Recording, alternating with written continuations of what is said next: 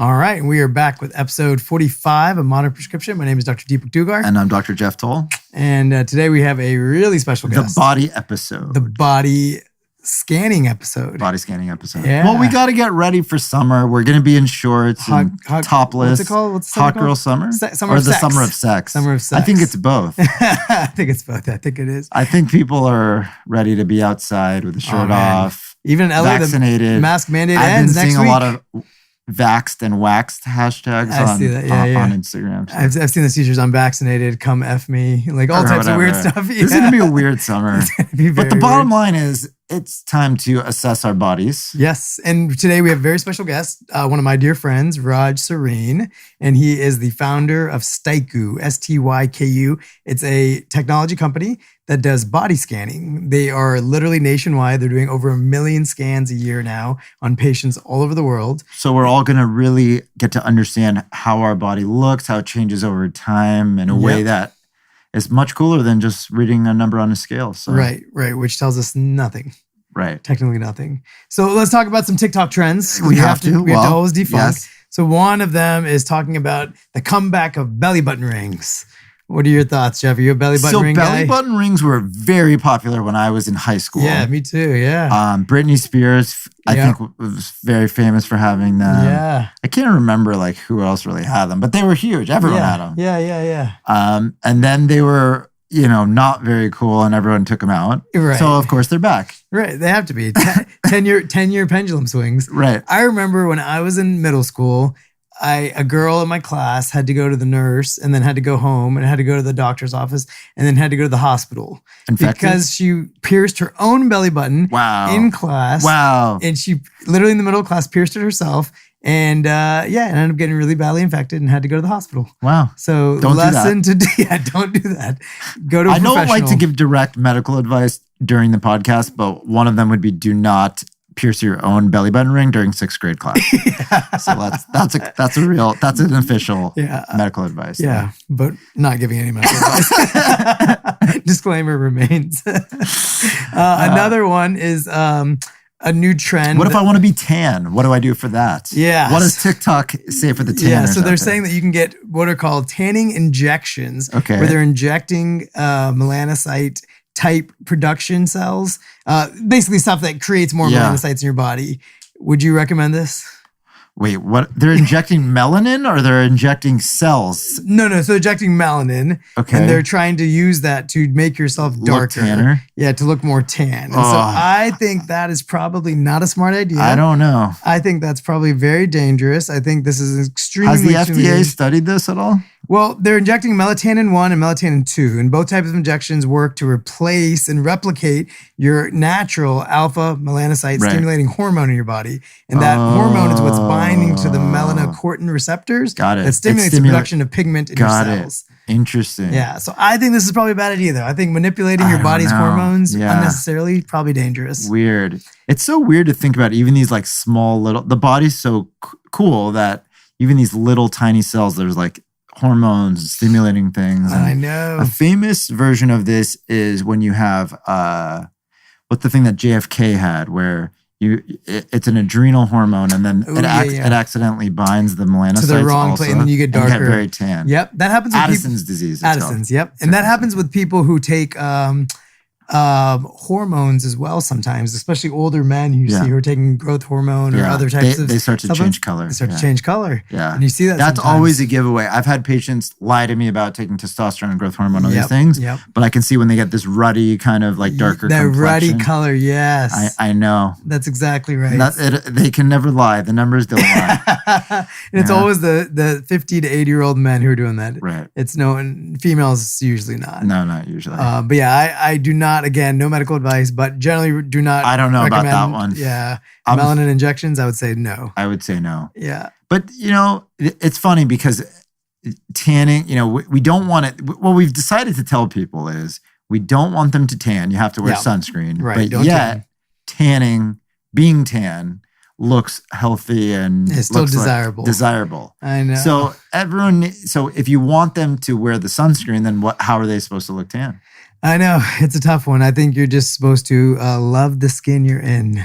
makeup? Are there makeups that are safe that make you look tan? There's a lot of tanning How sprays. do you like and tanning makeups. spray? Yeah, I think tanning spray and makeups are probably fine because at least they're a little bit safer. Yeah. And they don't actually create tanning beds. I'm not a fan. No, that's cancer. Yeah. Like direct link to cancer. I'm absolutely not for tanning beds. Yeah. Natural tanning is probably not the safest either, but it's better than anything else. The sprays probably we'll find out they're cancer too, like 25 years from now, but right. like studies yet on to out be yet. determined. Right. It's kind of like the difference between smoking a vape and a cigarette. It's like, well, we know the cigarettes are bad, so the vape is probably less bad, although we could be proved wrong in 10 years. No, vapes are bad. And speaking of TikTok trends, vaping on TikTok and kids who are vaping, it's bad. I mean, it is everywhere. Everyone's addicted to these vapes. These young kids are addicted. Yeah. Wow. So if you're a young kid and you're on TikTok, try to promote the message that smoking is not as cool as you think it is, because one day it does lead to really, really nasty things. It could lead to terrible things like attempting to make your own belly button ring during class. You're right. That person probably vaped. That person probably vapes now. I hope she doesn't. She's actually a really nice girl. So we're going to bring on Mr. Raj Sareen. I call him Doctor always because he has like a super crazy mental mind and he's just super smart. Yeah, I mean, he's going to probably end up helping more people get healthy than most doctors. That's exactly right. Millions of people are already using his technology. Maybe he can get an honorary doctorate one day. Yeah, exactly. And his background, I think, is in biomedical engineering. Maybe we should create an honorary doctorate on the modern prescription pod. I like that. They're a modern prescription doctor. Yeah, graduate. And we can, and based on how informative they were on the segment. Yeah. Okay, we'll start doing that on the episodes that we think they're really worth it. Yeah. All right. Well, we're going to bring on Raj Sareen and let's talk all about the biomedical and tech and health industry advancements that we're going to be talking about and seeing over the next 15 to 20 years of our lives, and how you're all going to want to throw away your weight scale and why.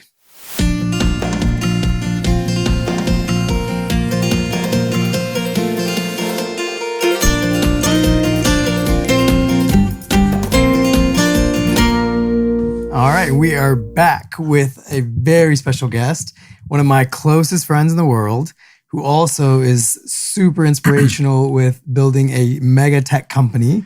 He's going to talk to us about the future of digital health and wellness, Mr. Raj Sareen. All right, thanks for having me. Of course, thanks for being on. I think we know when people are your personal friends that are guests that they're geniuses because you only surround yourself with people smarter than you. I try to. Because you're trying to, learn from all these people you're surrounding yourself with. Absolutely. I love being the dumbest person in the room. I love learning from everyone. Well, that breaks my theory because I do the same. So it doesn't work that way. So Raj, you have created from scratch a tech company that is now you are revolutionizing the way that we look at fitness and health and wellness from home.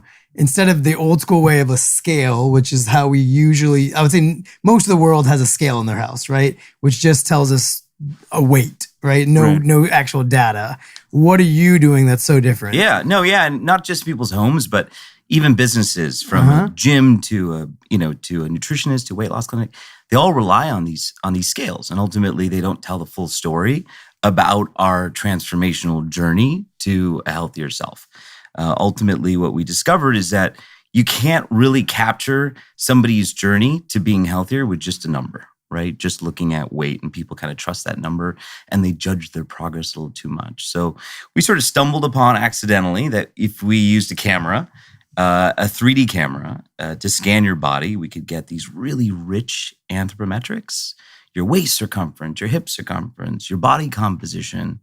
And then on top of that, we could also show you how your shape was changing, so that if you were, sort of gaining muscle, right, through a fitness program with your trainer, but then also losing fat, your body shape would change, even though your weight may stay relatively stable. So that can mislead people when they see the photographs and they see their scan, their 3D body scan.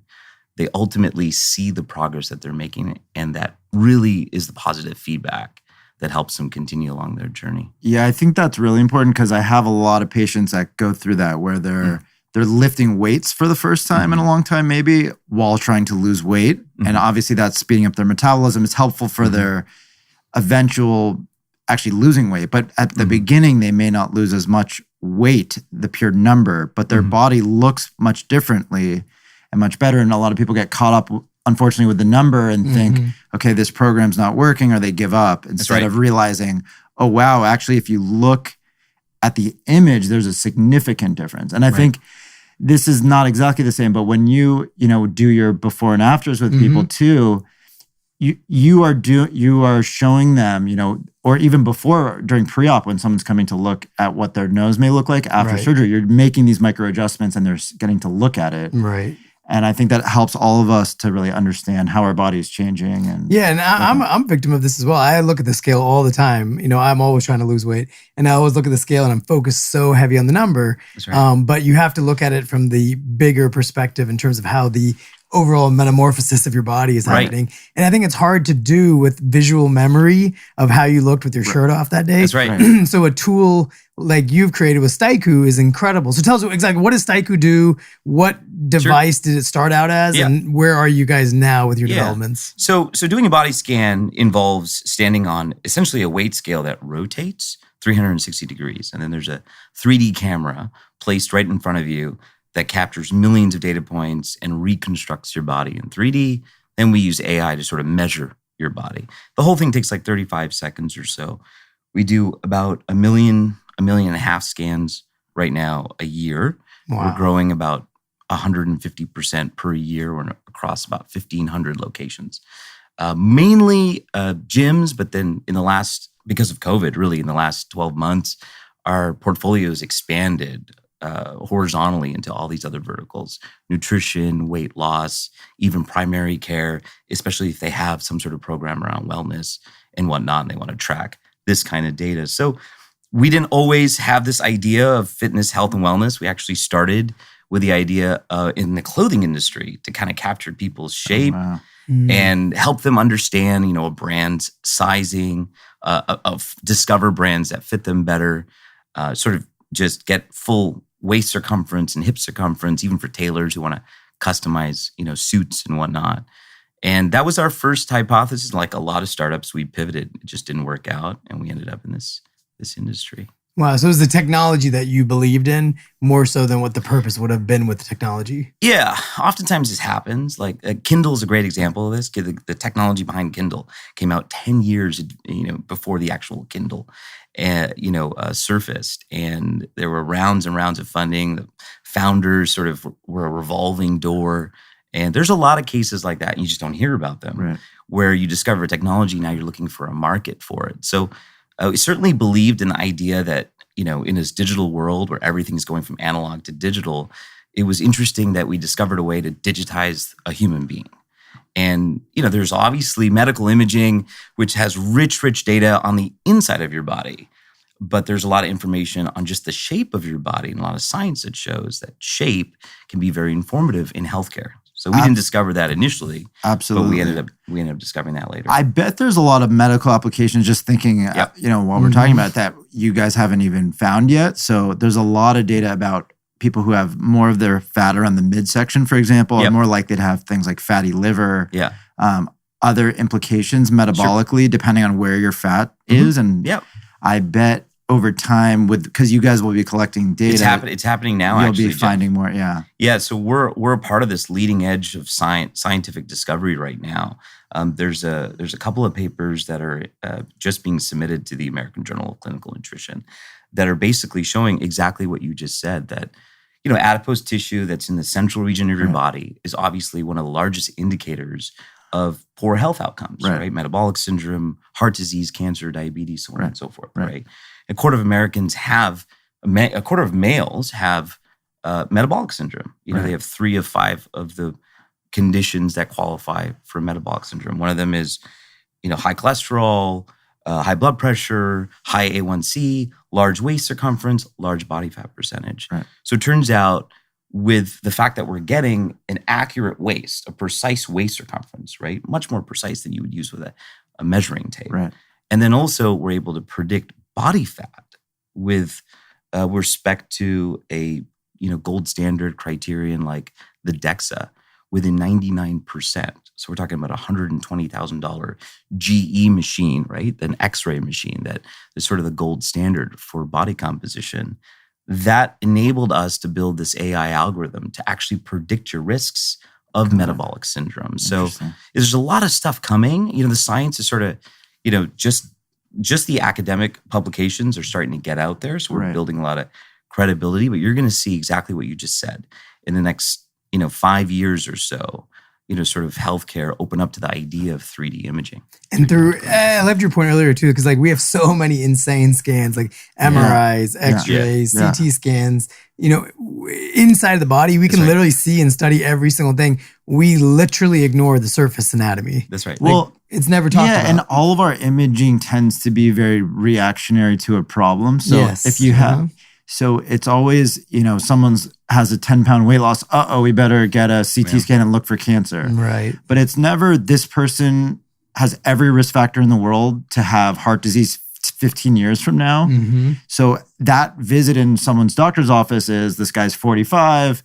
They have too many drinks at night. They have central obesity. They're snoring at night. And you're like, hey, Bob, you really need to lose 20 pounds this year because I'm worried about you. 15 years from now. 15 years from now. And they're like, okay, see you next year. Yeah. Because they don't really have a data point to actually see. Imagine if they could see the progression, what their body's changing each year, and really understanding, oh, shit, from 4 years ago, this is like the difference in my body. That's because, again, when you look in the mirror every day or you're just looking at the number, you may not realize that if you lifted weights and think about a guy lifted weights in his 30s. He had let's say, a big chest, arms. And then during their 40s, they stop lifting weights and they're losing that muscle and gaining fat. And their weight number may stay relatively the same. But they're much less healthy overall. And they may not realize that because the weight is pretty similar, maybe plus minus 5 pounds. Yeah, fat takes up 22% more volume than muscle does. Right. And so if you gain a pound of muscle and lose a pound of fat, although the weight scale remains the same, you're going to shrink, and you're going to shrink mainly in your midsection. The interesting thing about the discovery again, this is an accidental discovery. We didn't realize this until we started to experiment in the fitness industry and in weight loss. The interesting thing is that people do judge their health with their shape, right? They say, I want to get into shape, right? They're using the words shape when they talk about their health. People don't realize it, but somebody's walking past them and they see fat in the central region of the body. They're making judgments about that person's health. And they may see superficial, but it turns out the science reveals that it's not. It's true. It's that central obesity is. I've been walking this fine line the last couple years. Is like there's such a push in politically correctness to not body shame, to not body shame or fat shame. Because fat shaming gets a bad rep, but there's data to show that it's unhealthy. And also you need an accurate baseline, right? And the weight scale is not going to give you an accurate baseline. How are you going to judge progress if you don't know where you started from? No, but even in general, just to like a patient goes into the office and you're like they feel judged for their weight. Right. Which is true.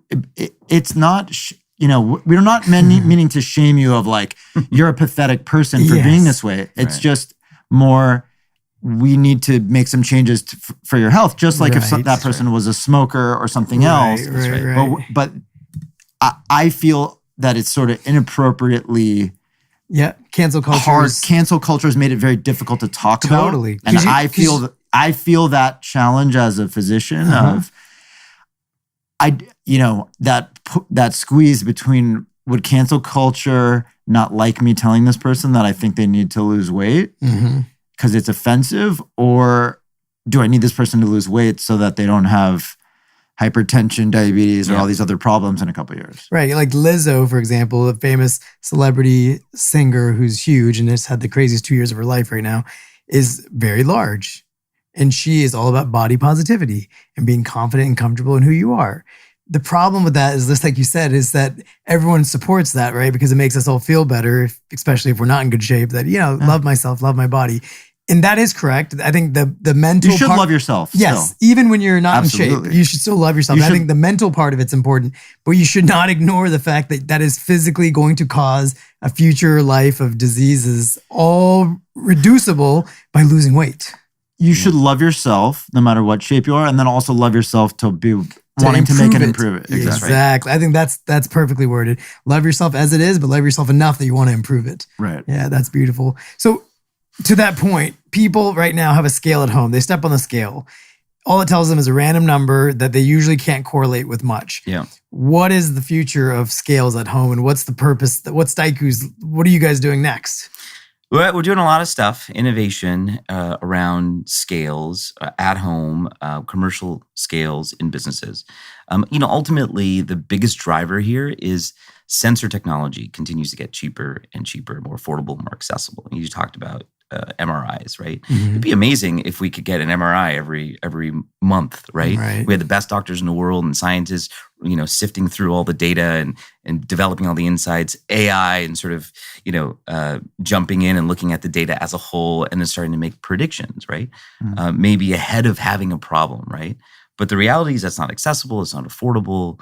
But the sensor technology that makes this kind of predictive analysis in healthcare possible is now not just possible, it's very probable, and it's happening, right? Most of the wearable technologies, most of the sensor technologies have been around wrists, around sleep, around walking and running. There hasn't been a lot of rich data because those sensors have been expensive. So we're now leveraging the fact that these kinds of sensors are in your iPhone, right? The iPhone has something called a true depth camera in the front of the camera. That's a 3D camera. It's an IR camera, totally harmless, right? It's how it scans your face, right?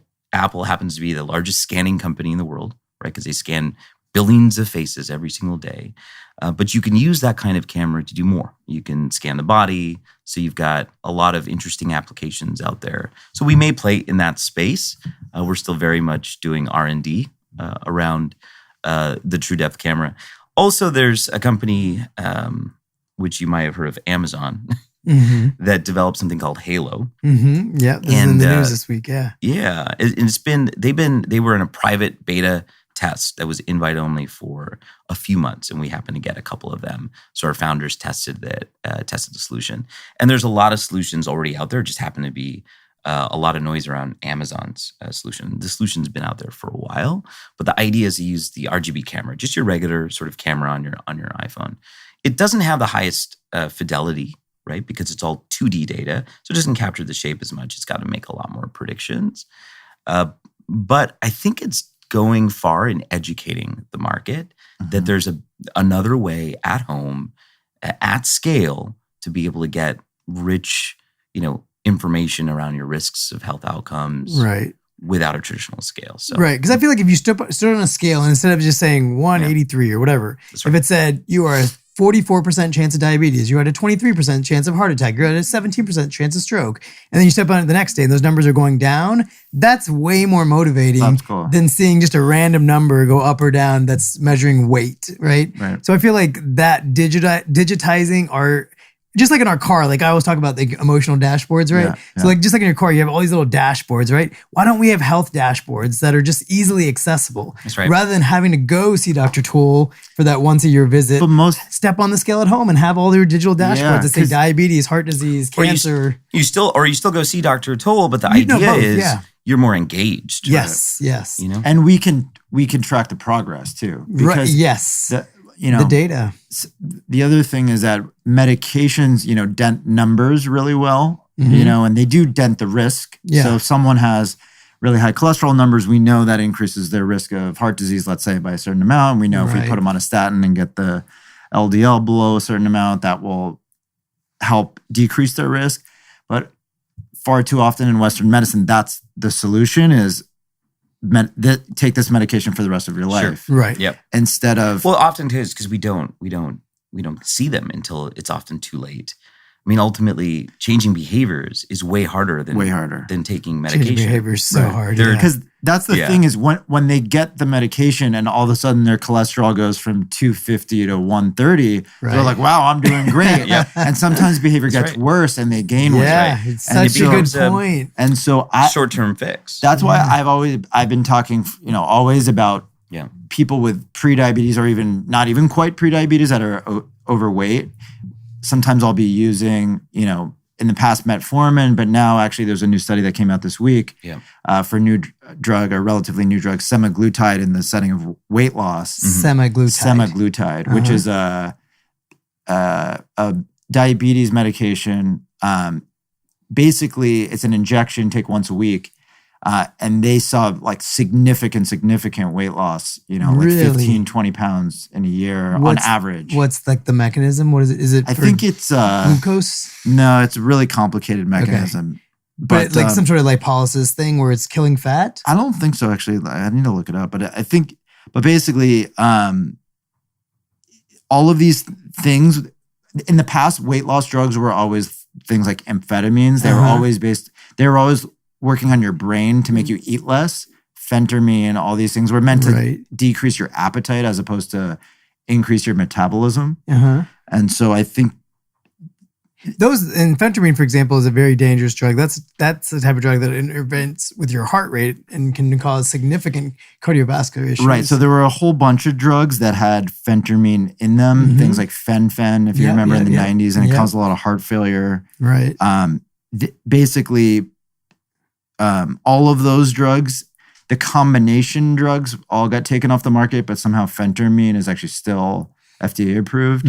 So people still actually use phentermine. I don't like it, but people actually still use it. What's great about all this discovery, all these drugs, is I think that there's so much power in them, in the ability to change behavior, or rather impact change when you can't change behavior is sort of like one of the last options. And it needs to be accessible. It needs to be affordable. People need to know who their doctor is. They need to go to their doctor. I feel like the biggest sort of roadblock in this, the fact that a third of the U.S. population is obese, is that you got to know you have a problem before you can solve it. Right. Like so many, like to your earlier point, so many people are in denial, right? They don't understand how their lifestyle, right, is connected to the specific outcomes that they have. They don't have the knowledge. Right. No, that's and totally we true. saw that during the pandemic. A lot of young people that died, it was purely a weight issue. They were overweight. That's right. Yeah, that's right. And comorbidities, high obesity. Right. Those were in a lot of higher risk. third world countries, they had a lot of deaths because they didn't have the proper medical care. They didn't have oxygen. They didn't have proper ICUs, all these things like that. But the death rate in the US was actually not one of the lowest, like per infection.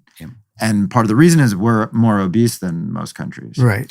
Well, it's funny, in this country, for example, or I guess across the whole world, we are very reactionary in healthcare, right? Like you were mentioning earlier.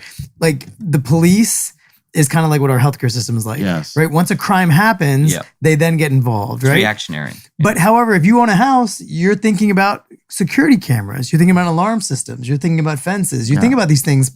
No one's ever broken into your house. Right. And yet you think about these things proactively. Right. Because the fear of that break-in is so strong that it drives you to take these preventative measures. That's right. However, with our health, we see people die all the time, and yet we still don't have enough of a mind width to say, hey, we should take preventative measures too. I mean, some people do. Obviously, a lot of healthy people do, but I would say the general population does not. That's right. And it's how do we get that mindset wired? And like you said, sometimes these medications end up being cheats because they take the cholesterol medication, it drops it. Well, what the hell? How am I going to work out? This already worked.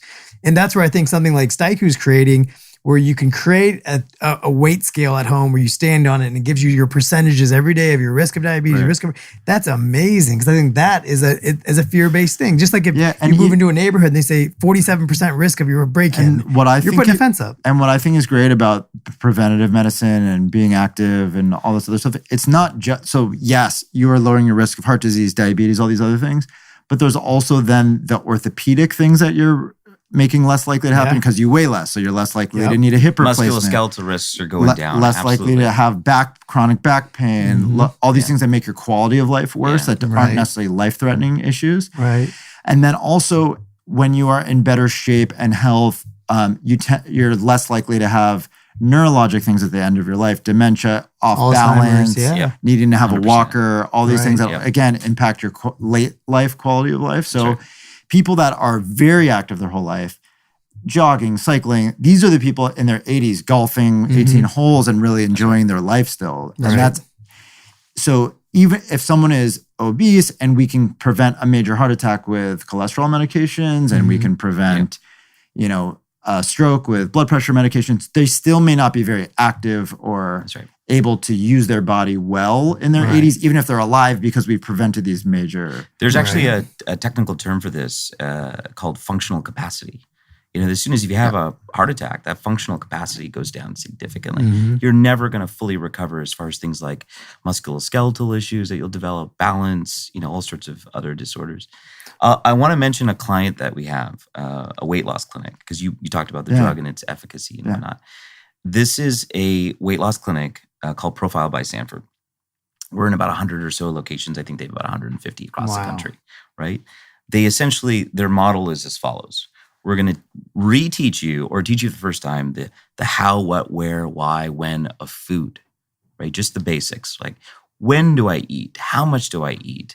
What do I need to eat, right? What's the right proportion? Why does it matter, right? There's such a huge gap. So not just eating emotionally? Yeah, not just going to, well, you could still do that, but ultimately understanding the drivers, right? There's a company called Noom that, they don't even have clinics, right? Yeah. But they're scaling. They just raised, I think, $100 million round. All it is an app where you engage with a professional who helps you understand cognitively what are those triggers for eating the wrong foods, but more importantly, teaching you about the right foods. You think about the American system, we've been misleading people about the food pyramid for years. It's upside down. It's totally upside down. Yeah. So, we talked about Amazon and why they're getting in, and Amazon's not the only one, right? Apple released Fitness Plus. There's a long-term strategy here in technology to go into healthcare because it's the next $1 trillion industry that they can kind of attack with a technology solution and hopefully a solution for engaging and educating people on preventative care. Because, technology companies are better than anybody. Getting your attention and keeping your attention and teaching you things, right? They kind of mastered that. If they can do that in healthcare and engage you, then they can really disrupt an entire industry. Well, that's what's interesting about Amazon's Halo is that its entire concept, at least with the marketing push that came out in the news this week, is that they are going to be doing functional exercises with you, and then they study your body using AI technology to then be a trainer with you. So they make you do like 5 exercises, I think like lunges, and then they make you do like sits and like 5 exercises. The camera watches you, and then it analyzes you with the AI, and then from then on, it then recommends what type of exercises are good for you based on how you performed on those 5 core exercises. Yeah, so crazy. Which is insane. It's actually a variation of, I don't know if you've ever done this before. I used to be a member at Equinox. They used to do this as well, like as their Tier X training. Yes, the initial setup, the first training. It's a variation of what's called the functional movement screen. Yeah, functional movement. Yeah, yeah. You do squat. You do some weight bearing exercises. They get an idea of your flexibility, and then ultimately, just visually with your eye, right, with a trained eye, they're trying to get an understanding of, where do you have muscle imbalances? Yeah, where maybe you have too much muscle. Where do you have maybe too little muscle? I'm pulling up right now. I just did this a month ago. I rejoined the Equinox. I did my functional Did you do screen. TRX? Yeah, and I did the functional screen. Awesome. And it's really interesting because it literally is looking at all of the actual things. So like what it studied when you do the functional screen at, and this is at a lot of gyms. They give you a score? Yeah, they give you a score. So they give you, it's either the green light ready to train, yellow light cautious, red light not ready to train, and then, indications on what you do. So you do deep squats, hurdle steps, inline lunge, ankle clearing, shoulder mobility. I think we just want to hear how you did though. Yeah, I did great. I'm ready to train. Total score. In the green zone. 16. So I think it's pretty good. I think it's out of 20. 16 out of 100? No, I hope not. I really hope not. No, I think it's out of 20, I think. But yeah, I think that the functional movement screen is exactly, that should be digitized. Yeah. There's no reason you have to go to Equinox and spend hundreds of dollars to get someone to tell you that, 3D camera whether or not. Is way more precise in your eye. That's why we're getting so we built a prototype of that as well. Wow. The difference is we're using a 3D camera, so it's much higher fidelity. Now physical therapists are testing that kind of technology.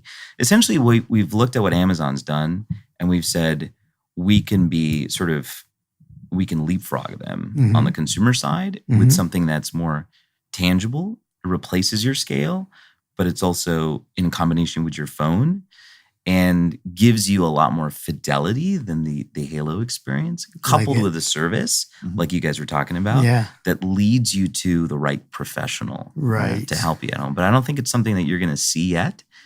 in the market for another 18 months or so as we continue to do R&D around it. But it's a huge, huge opportunity to go in there and across the wellness spectrum, right? Fitness, health, physical therapy, nutrition, to give you in 35 seconds everything that you need to know what you need to work on without leaving your home. Right.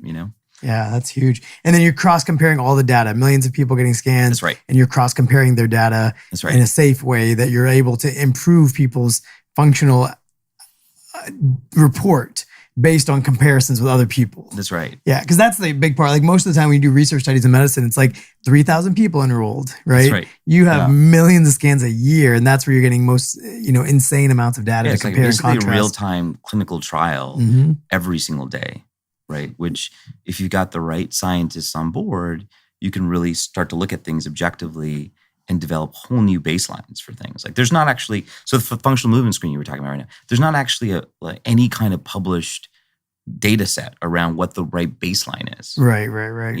And so there's pioneering science that can be done with this data. And what about BMI? Do you think BMI matters, or is that going to be a non-number in the future as these kind of devices come out? It's all about like accessibility again, right? So BMI is just a calculation based on your known height and your known weight. Yeah. Your height doesn't change by much, right? So once you've measured it, you kind of know what it is. And your weight's really the thing that changes. But weight's like it's old school, right? For all the reasons that we spoke about, but it's super accessible, right? Your weight scale is not going to cost you more than $15. Right.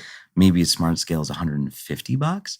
So if you can get in the neighborhood of a device that is in that ballpark, but is as accessible, people will be less reliant on weight. But BMI is helpful, but it is not perfect, obviously. So again, if we're talking about something that we can use for everyone without individualizing, it's semi-helpful. But there are people that their BMI is large because they lift weights and they carry a lot of muscle, and that doesn't necessarily mean they're obese or at risk for a lot of these. Of course. Yeah, so the future of healthcare, no longer worrying about the numbers of the weight scale, no longer worrying about BMI, but worried about your functional, lifelong health risks based on body habitus. We want your hourglass figure back. I do. I want it too. Beach ready. We're working on it. Thank you so much for coming on. This is super informative. I think it's super helpful. Styku, STYKU, name of the company, the founder and visionary behind it, Raj Sareen. Thank you so much for coming on and sharing your story with us. Appreciate it. Awesome. All right, well, that was great. I mean, I need to go get scanned today or tomorrow. Yeah. So you're saying Century City Mall and Next Health has one of his machines as well? Yeah, which is close by. I could try very that close one by. It's like I kind of wish I was scanned 10 years ago to see the decline, but kind of glad that I wasn't also. Right. But I think it's interesting because I think the whole world is going to throw away their weight scales one day, and we're no longer going to ever ask about weight or BMI because there'll be a new number that's way more health conscious calculated. Yeah. Whatever the number will be called soon, we'll figure it out. Yeah. I mean, I think it was funny because while you guys were talking and stuff, I was thinking that this sort of technology too, you know how you do like the pre and post photo. Yeah. Like what if it was like really like a 3D photo and you could analyze, and then people would understand whether they need cosmetic work because they could see the proportions, the face, the nose. Right. But also like using this for health and wellness, I was thinking like when you stand on it, if it superimposes what you were the day you started your journey versus where you are now, and you see if are you expanding or shrinking like in the ways you want to. Yeah. And so I just think that the singular viewpoint of daily health has to go away. We have to look at it on a spectrum, so we understand where we were, where we are now, and where we're going. So it's all about improvement. So like you said, don't cancel people for wanting everyone to be healthy.